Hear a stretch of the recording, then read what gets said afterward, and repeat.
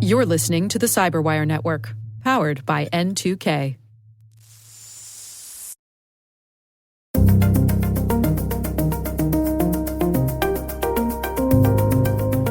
Change always has an adjustment period where people just don't know how, protect themselves, and in that respect, we're in that adjustment period.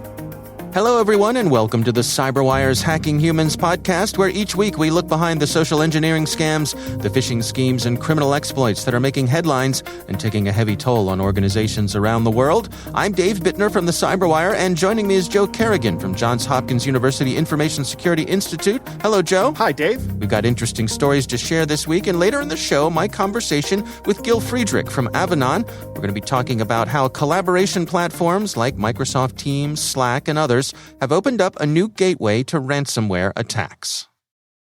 All right, Joe, we got some good stories this week, but before we do, you've got a little tale you want to share with us today. What do you got for us? I do, Dave. I was finally targeted by something, and I'm so happy about it. It's a dubious distinction. All right, go on. So actually, the way this scam started was I was flipping through my news feed on my Android phone, and there was an ad, a Google ad, for Yeti coolers. Now, for international people, I don't know if Yeti sells internationally, but Yeti is this, they make incredibly good coolers. These things have really low thermal transfer rates. Okay. Right? They impede entropy like nobody's business.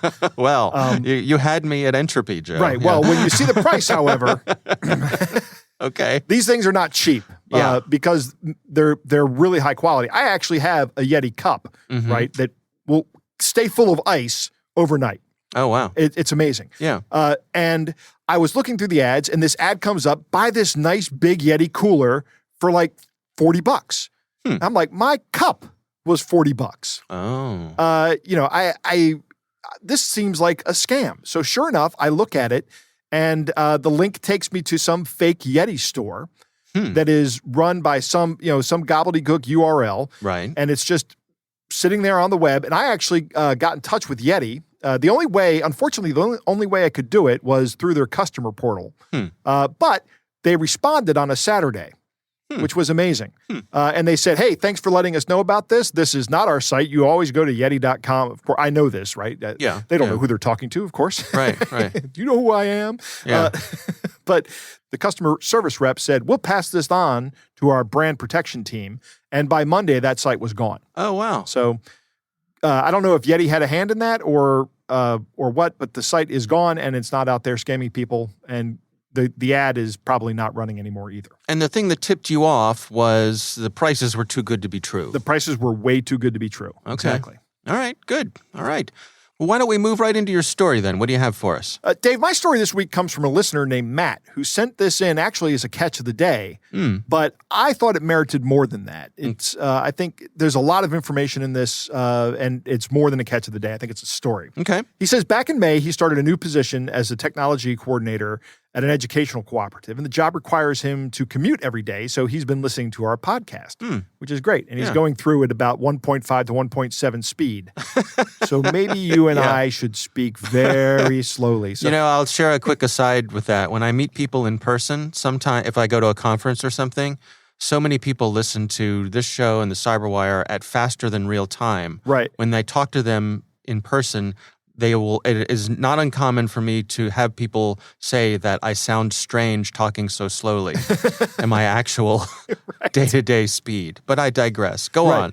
Yeah. I'm kind of a fast talker. I wonder if that makes me unintelligible at higher speeds. Like a chipmunk. Yeah, I don't know. Matt says there's sometimes he's been listening to our show and he's wondering how people could fall for things. But this morning he was going through his email and he came across the email below. And as soon as he read through it, he knew that it was a scam, but thinking for a few minutes, he started second-guessing himself. Maybe this isn't a scam, right? But it is a scam. It's a type of phishing scam. He did a little digging and found an article about it. And we'll talk about that in a minute. But here is the text of the email. Okay. It says, Dear CEO, it's very urgent. Please transfer this email to your CEO. If this email affects you, we are very sorry. Please ignore this email. Thanks. And that's obviously some bad English right there because they want your attention. Right. But then it goes on. It says, we are a network service company, which is the domain name registration center in China. We received an application from Weihua Limited on August 23rd, 2001. They wanted to register this domain, and it's Matt's domain, as their internet keyword, and the same domain .cn, .com.cn, .net.cn, and .org.cn. So they wanted to register all these domain names that happen to have before them as whatever Matt's organization is. I'm not going to say it here on the air. These are all Chinese domain names, but after checking, we found that this domain conflicts with your company. In order to deal with this matter better, so we send you email and confirm whether this company is your distributor or business in China or not. Best regards, Mike Zhang.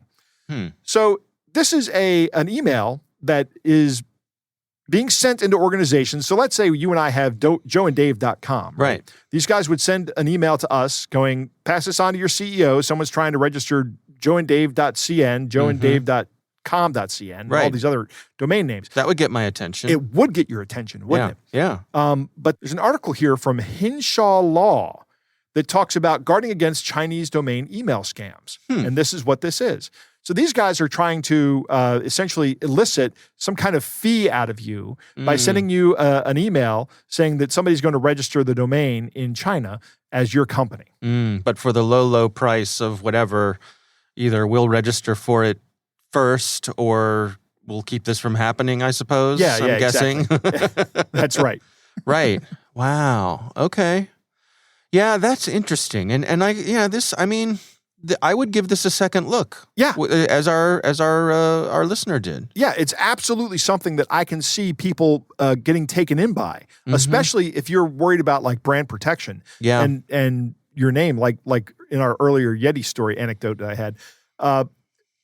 Truth be known, this may not even be coming out of China. Yeah, right? It's possible. It could be coming out of some third-party country, or it could just be some other scam. But I don't know where it's coming from. Yeah. And I didn't do the research on the email headers, and Matt didn't actually send those along, so I couldn't get the opportunity to do it. But it's an interesting story, and I just wanted to pass it on to our listeners because it is a scam, and it is something that, as you and I have both said, would get our attention.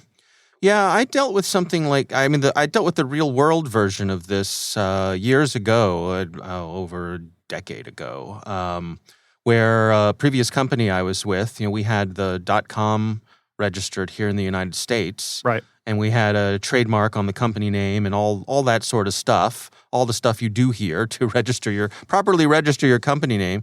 And someone in the UK spun up a company with the same name. Really? And they had the .uk address. Yeah, .co.uk. And they were in the same sort of business that we were in, which the domain name lent itself to. And it was sort of a sticky situation where you say, well, is there anything I can do about this? What was the resolution? Didn't do anything about it. There really wasn't, it wasn't worth... they weren't coming after our customers or anything like that. They were an ocean away. Right. So mostly it was a nuisance.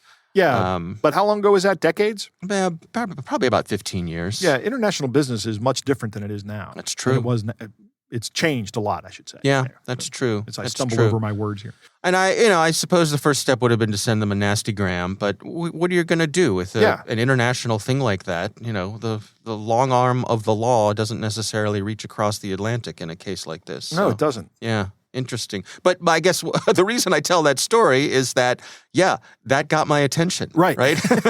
and this would get my attention as well. So I think the broken English is a red flag here.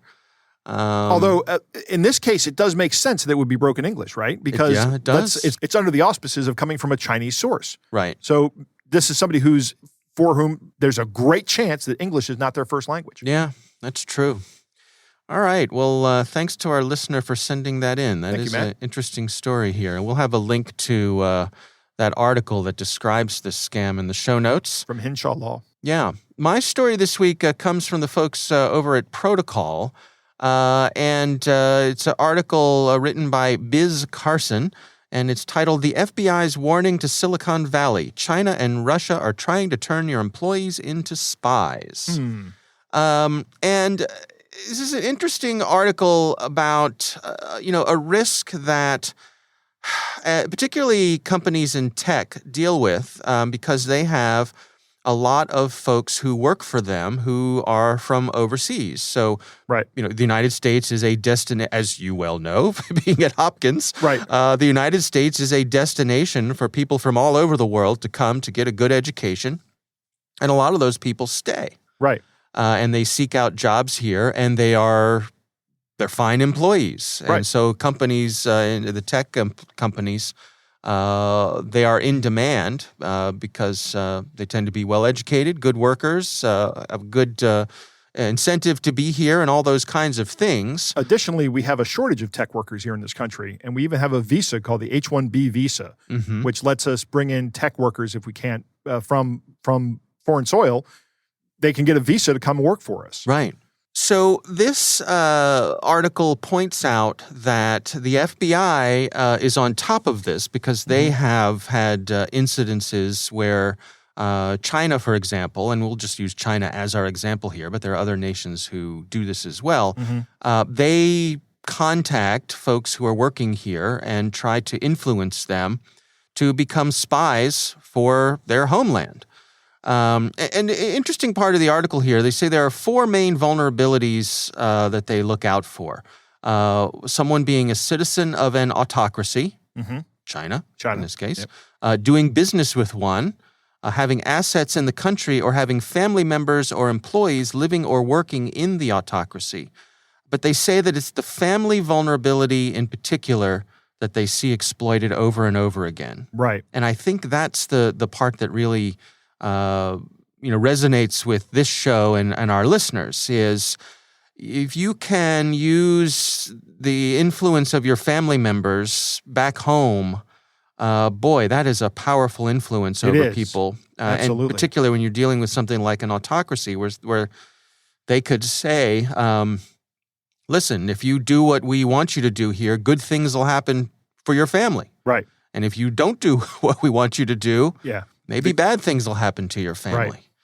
They say that, it's not HR's job to assume that everyone is a spy. Right. And they're really overt here as saying that there is a hazard here that you don't want people to have anti-Chinese or anti-Russian resentment. We don't want to be looking at everyone who's from a different country and saying, ooh, they're probably spies. That doesn't do us any good either. And we don't want any prejudice against these ethnic groups just because of a fear of this. Right. But it is something, at the same time, it is something to keep an eye on. It's a concern. It's something that the FBI is concerned about. And if you have a concern, something to alert the FBI about if you think perhaps there's something that's going on. Every organization should have things in place to protect against having data exfiltrated, for example, making sure that stuff isn't going overseas. But I don't know. I guess part of the issue I'm having with this is how do you balance the fact that this sort of thing is going on with the fact that you don't want to, out of hand, just put a target on your Chinese or Russian employees, who may very well, who most likely are very up and up good people who aren't spying for their countries. So do you put extra vigilance in place when it comes to those people, or do you put broad systems for everyone? I think you could put broad systems for everyone. I don't think it's right to target people based on their country of origin. I mean, we actually have laws against that in this country. Right. But I'm not an expert in employee law, so I don't know what the implications are. But there is something else that we should be aware of, and that is that these are not the only folks out there who are subjected to this kind of risk, or who manifest this kind of risk rather. Just because they have family in an autocracy doesn't mean that somebody who was born and raised in America hasn't been compromised by another competitor or something like that. Right. Yeah. So it's wise to have some kind of data loss prevention system, or I don't know what that would look like, but if I was going to do that, I wouldn't just do it on my employees who were citizens of these countries or who had family back in these countries. I'd be doing it for everybody because there's more than just that risk. Yeah. Yeah, and the FBI points out in this article, one of the folks from the FBI says, so much of this is not just people who steal because they want to steal technology. A very, very large chunk of it is normal human beings who do not want to steal, who are just trying to protect their families and have to steal in order to protect their families. Yeah. And that's sort of a sad truth of this, I suppose. It is. It's a terribly sad truth. Yeah, yeah. So interesting article. There's a lot more details to that. We'll have a link to that from Protocol. As I said, we'll have a link to that in the show notes. All right, Joe, it's time to move on to our catch of the day.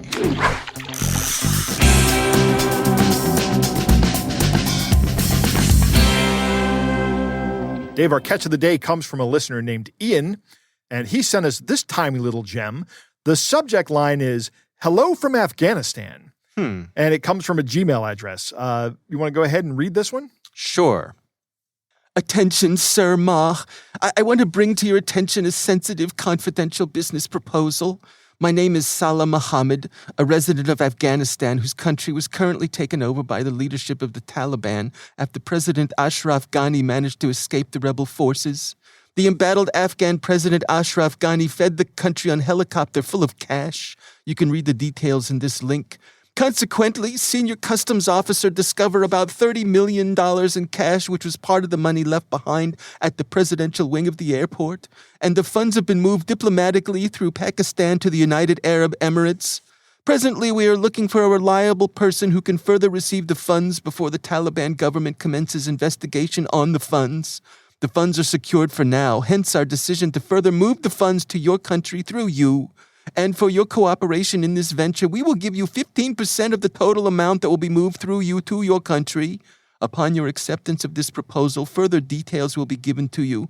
Thank you. Yours sincerely, Salah Mohammed. So these guys have taken advantage of a news story where the Afghan president did flee the country in vehicles full of cash. Right. As you do. Right. Yeah.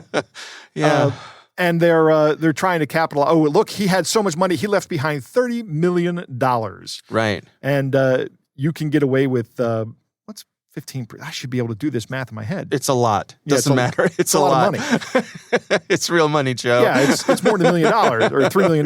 Yeah. It's $4.5 million, Dave. There There I you just go. did it in my head. See, it's what you get for being at Hopkins, right? Just those brainiacs rub off on you, don't That's they, right. Joe? Yeah. They do.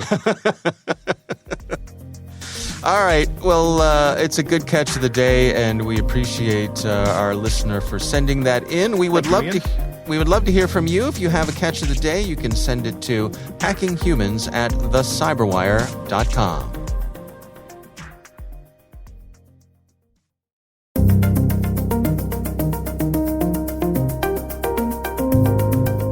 All right, Joe, I recently had the pleasure of speaking with Gil Friedrich. He's from a company called Avanan.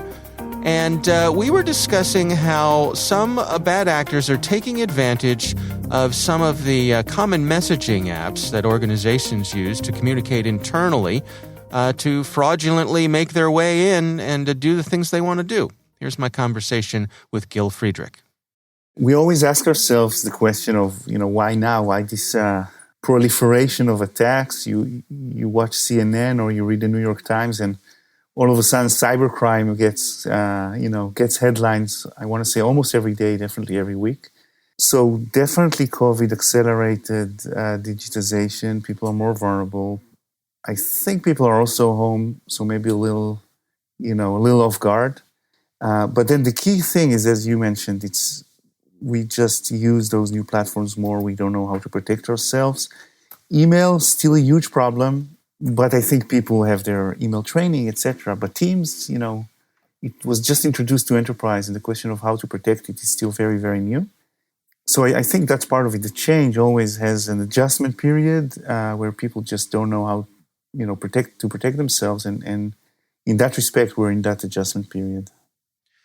How much of this is, when you think about the platforms like Microsoft Teams, like Slack, some of these collaboration tools, I think for a lot of folks, they think to themselves, well, this is something that was provided to me by my work. So it must have been vetted. It must be secure. There must be things that are going on behind the scenes. that make sure that keep me out of trouble. Do you think that's part of the mindset that's problematic here? I think it's part of it. There's an assumption that, unlike email, where anyone on the planet can send an email to any one of your employees, those platforms are a little more closed. So it's by invite, even if it's outside of your organization. There's some previous, vetting of whoever can communicate with your team. So people put more trust in it. And then we really see that with behavior of users. There's also an assumption that it's not actually monitored by the organization. So I think employees know that their employer, archives, tracks every email they send. They behave in teams as if they're, chatting on WhatsApp with their friends. Very loose, sending anything, even sensitive information, trusting anything, assuming there's no attack on it. So that's part of it. There's that assumption and the lack of education that, hey, this might be phishing or might be similar to phishing, from email. Don't trust everything you read. What are you and your colleagues seeing in terms of people taking advantage of these platforms? How are the bad actors getting into them and doing the things they want to do? So most commonly, and this is because when you think about Microsoft 365, it's one account to all their apps. The initial break-in will be done through email, and then the spreading will be done through another platform. It could be Teams, it could be OneDrive or SharePoint. And by doing this, hackers are able to bypass everything done for email security, but they're also able to propagate through a platform that just has more trust by the recipient. Yeah, that's interesting. Yeah, so come in via email and then spread in Teams. That's something we see pretty commonly done by hackers. Yeah, it's sort of a vulnerability that I hadn't really considered. I mean, it makes total sense that, if you're using so many of these different tools within the platform and it's all, the keys to all of them come through your email address, that could be a pretty broad spectrum of vulnerability, be it whether it's Microsoft Teams. I mean, I suspect you have the same thing over on the Google side. True. Yeah, it could be Google Drive for sure. We have statistics that I think about 3% of links to Google Drive in organizations were actually malicious. So, just by itself, the fact it's a link to a Google Drive by itself was an indicator for our AI to say, something's phishing here, pay attention. So what are your recommendations for folks to protect themselves against this? Is it the standard digital hygiene type things, or are there any specific things people should have awareness of? Excellent question. So I think always in these attacks, at a high level, there are two layers to think about. One of them is, the platform, the machines, whatever you can do automatically. And the other one is the human. And I think the very first step for organization is to acknowledge that, they open the line of communication. They need to spend some time answering the question of, what's the threat? What kind of configuration am I going to allow? Am I going to allow, just internal organization communication, or am I going to open it with the outside, etc.? Once they figure out the configuration that is right to them, then comes the question of what tools am I going to use? Am I going to use something that's going to scan and make sure there's no malware, there's no phishing links, there's no account takeover, etc.? And at the same time, am I going to train my users? We used the cartoon a while back where it was basically someone on the phone saying, "What? To email this to you? I'll get fired. Let me Slack it to you." So to basically, it's almost always enough to tell the employee, listen, this is an enterprise environment. We're monitoring this. For better or worse, if you see something, say something. Those kind of things that just tell them, it's not the Wild West. You need to protect yourself and we'll help you. But you, the user, you're also a layer of security here. Mm-hmm.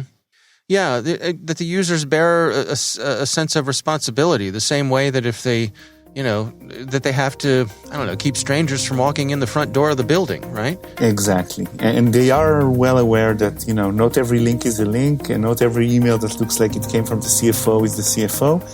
They just need that level of awareness when it comes to other lines of communication.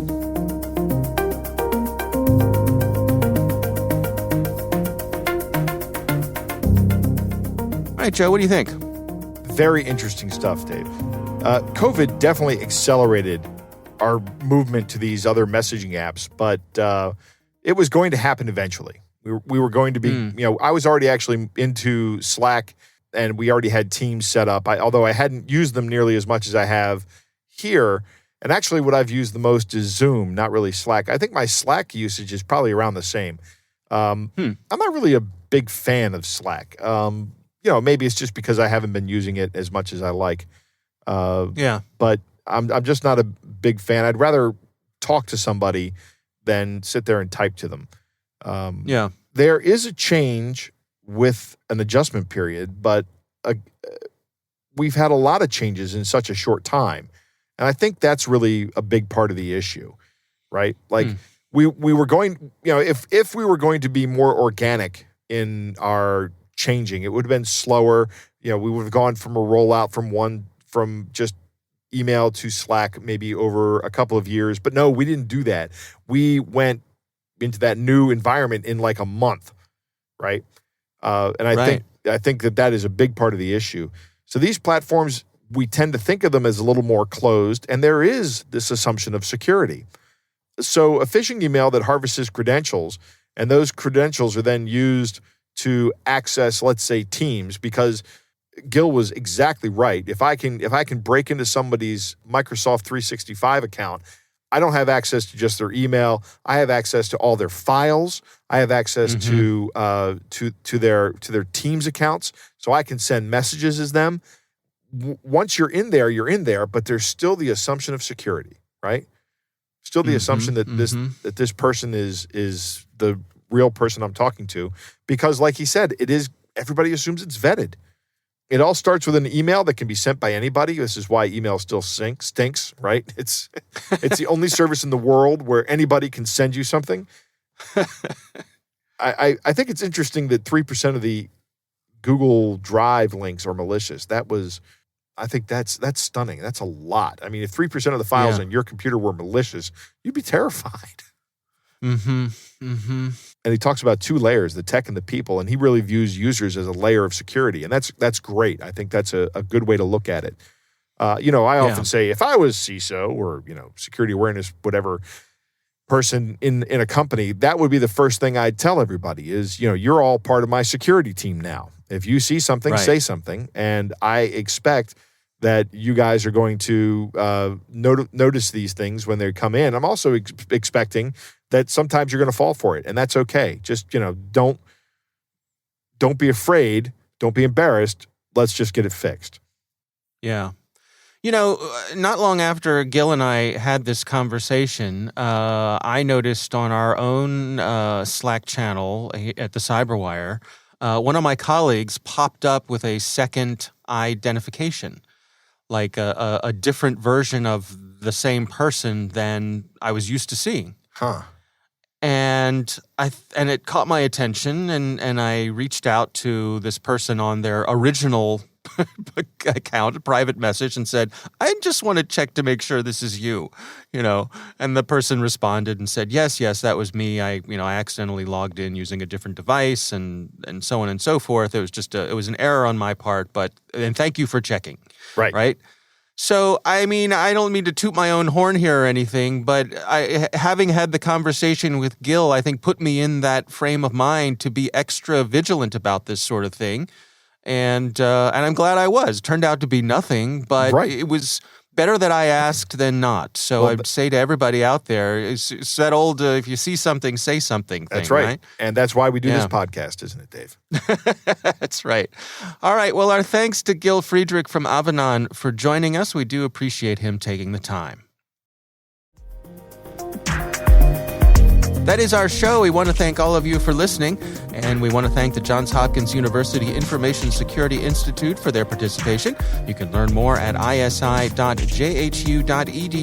The Hacking Humans podcast is proudly produced in Maryland at the startup studios of Data Tribe, where they're co-building the next generation of cybersecurity teams and technologies. Our senior producer is Jennifer Iben. Our executive editor is Peter Kilpie. I'm Dave Bittner. And I'm Joe Kerrigan. Thanks for listening.